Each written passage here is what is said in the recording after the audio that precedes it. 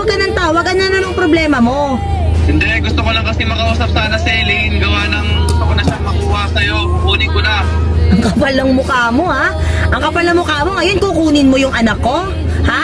Kung kailan maganda na yung buhay, kung kailan maayos na kami, tsaka mo kukunin, tsaka mo maiisipang kunin. Papaalala ko lang sa'yo. Ipapaalala ko lang sa'yo, ha?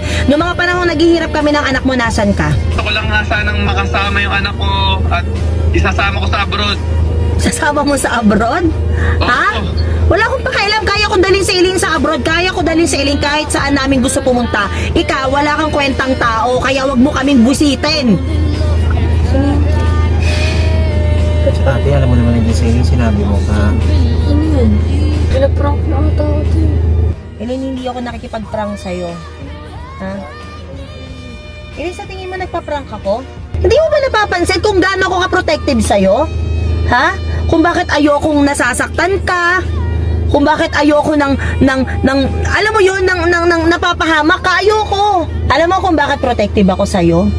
Kasi nga hindi kita kapatid, kasi anak kita.